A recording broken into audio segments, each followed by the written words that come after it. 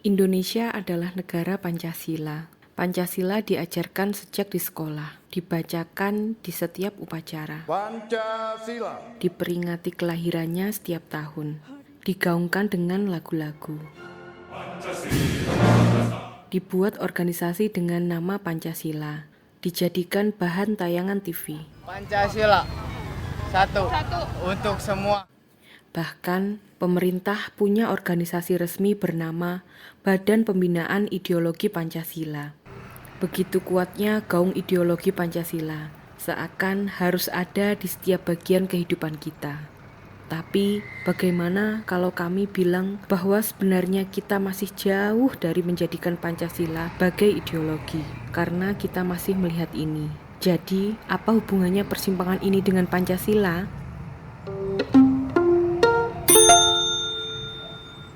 Keadilan sosial ada di sila kelima Pancasila. Nilai ini ditulis dalam ideologi negara yang artinya negara ingin sekali mencapai keadilan bagi warganya. Tapi, meski keadilan sosial sudah ada dalam ideologi negara, negara paling adil sosial bukan Indonesia. Memangnya bagaimana cara menilainya? Kita lihat data mobilitas sosial. Bayangkan orang tua kita dibagi dalam 5 level sesuai nilai pendapatannya.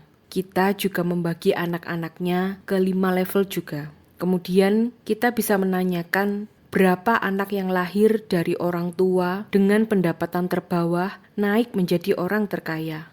Dalam hipotetis sempurna, maka 20% orang termiskin bisa jadi orang terkaya. Denmark jadi negara terbaik dengan 14% anak dari orang tua termiskin bisa menjadi terkaya. Untuk perbandingan, di Amerika hanya 8% saja. Kita juga bisa melihat berapa banyak anak dari orang tua termiskin masih menjadi termiskin. Dalam hipotetis sempurna 20%. Semakin besar angkanya berarti tidak bagus. Masih banyak orang termiskin yang belum lepas dari kemiskinan di generasi berikutnya. Denmark cukup mendekati dengan 26% dibandingkan dengan Amerika yang 42% orang termiskin masih miskin di generasi selanjutnya. Lalu, bagaimana dengan mobilitas sosial di Indonesia? Kami tidak membandingkan dengan Denmark dan Amerika di tabel sebelumnya karena bahkan pada 2020 di Asia Tenggara saja kita peringkat terbawah. Bahkan di bawah Sri Lanka dan jauh dari Malaysia, apalagi Singapura. Lalu, apa hubungannya dengan ini? Kebanyakan persimpangan biasanya punya belokan yang melengkung seperti ini. Persimpangan ini ada di kota kami. Juga mudah ditemukan di kota lain seperti ini di Jakarta. Dengan bentuk yang seperti ini, apa pengaruhnya? Pertama, bentuk ini membuat jarak antara trotoar seperti di sini ke trotoar di seberangnya jadi jauh. Artinya, orang yang jalan kaki menyeberangi persimpangan ini akan butuh waktu lebih lama. Kedua, dengan bentuk lengkung seperti ini, mobil apalagi motor akan dengan mudah berbelok tanpa harus mengurangi kecepatan secara drastis. Dengan dua alasan sederhana ini, kita jadi tahu bahwa desain persimpangan ini dibuat untuk memudahkan pengendara mobil dan motor, yang secara langsung juga menyulitkan pejalan kaki. Sekarang kita bisa bertanya, siapa orang yang naik mobil? Jawabannya mudah. Orang yang punya uang. Sedangkan orang yang jalan kaki bisa jadi kita yang punya mobil juga, tapi sedang perlu atau ingin jalan kaki. Tapi bisa juga orang yang jalan kaki adalah orang yang tidak punya pilihan lain. Mereka yang tidak punya uang untuk memiliki kendaraan sendiri, seperti ibu ini atau ini, juga anak SMA ini. Sekarang kita jadi tahu bahwa persimpangan kita dibuat dengan tidak adil. Baik orang yang naik mobil atau ibu ini yang mendorong sepeda. Sama-sama pergi keluar rumah mencari nafkah. Tapi ketika sampai di sebuah persimpangan, orang naik mobil punya hidup lebih mudah daripada orang yang jalan kaki. Nyatanya, desain persimpangan di negara yang terbukti lebih berkeadilan sosial berbeda. Misalnya ini di Copenhagen, Denmark. Di persimpangan ini dibuat trotoar yang sangat lebar. Lihat mbak-mbak yang santai jalan kaki sambil ngopi ini. Meskipun di beberapa tempat, Copenhagen juga punya jalan yang besar dan banyak mobil. Mereka membuat pulau seperti di sini. sehingga mbak-mbak ini bisa nunggu untuk menyeberang dengan lebih mudah dan aman. Sedang ini ada di Oslo, Norwegia. Banyak orang jalan kaki, bahkan bisa kita lihat anak-anak, orang tua yang dibantu skuter. Contoh yang lebih dekat adalah Grange Road yang dekat dengan Botanical Garden Singapura. Meskipun banyak jalan di Singapura lebar, banyak mobil, tapi lihat tempat orang yang jalan kaki menyeberang ini. Terlihat nyaman dan aman, dan pohon-pohon besar dijaga untuk melindungi pejalan kaki dari panas matahari. Jadi, bisa kita lihat negara-negara dengan peringkat mobilitas sosial tinggi berusaha mempermudah warganya untuk berjalan kaki.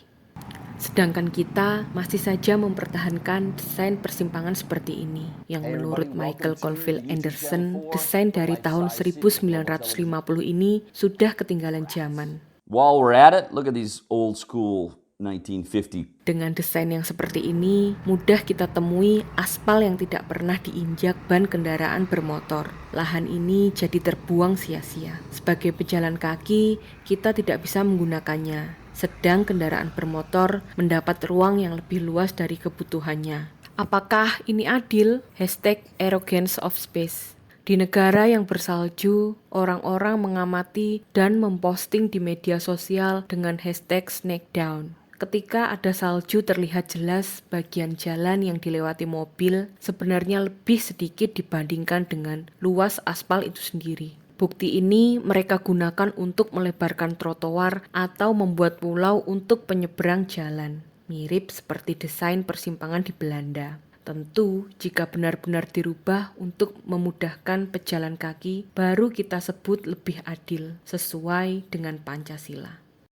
Ada argumen yang mengatakan bahwa jalan memang sebaiknya didesain untuk mempermudah mobil dan motor karena membayar pajak. Yang sebenarnya, argumen ini tidak valid. Salah satu poin yang sangat jelas, kendaraan bermotor mendapat subsidi BBM dari pemerintah. Yang menurut Menteri Luhut Binsar Panjaitan pada Juli 2022, rata-rata subsidi BBM untuk motor adalah 3,7 juta per tahun. Dan mobil lebih tinggi lagi di 19,2 juta per tahun. Misal Anda memiliki mobil Pajero 2020, kira-kira pajaknya 10 juta. Nilai ini hanya lebih sedikit dari setengah subsidi BBM yang diterima. Sedang orang yang jalan kaki atau naik sepeda mungkin memang membayar pajak lebih sedikit. Kami tidak punya mobil mahal, tapi kami tidak menerima 19,2 juta rupiah per tahun dari pemerintah.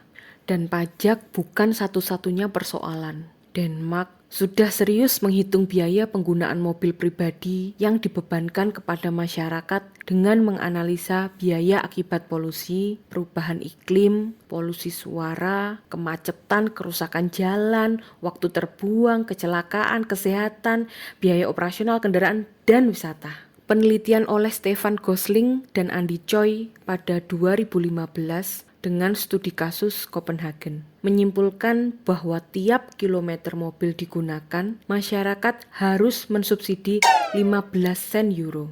Sedangkan jika perjalanan digantikan dengan sepeda, tiap kilometer masyarakat mendapat manfaat 16 sen euro. Jadi, hidup lebih sederhana tanpa membebani pemerintah dengan jalan kaki dan naik sepeda adalah hal yang mulia. Dan tahukah Anda bahwa saya juga beli es kopi susu dan membayar PPN-nya? Artinya, saya juga berkontribusi ke pajak.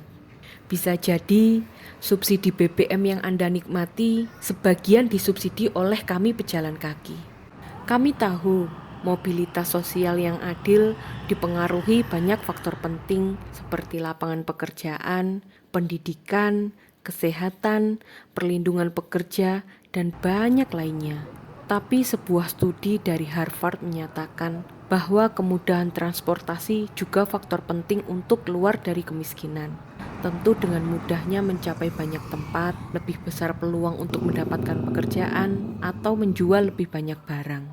Jadi, jika kita masih melihat persimpangan seperti ini yang memudahkan mobil dan motor tapi menyulitkan pejalan kaki, rasanya masih jauh menjadikan Pancasila ada di kehidupan sehari-hari kita, termasuk mencapai keadilan sosial bagi seluruh rakyat Indonesia.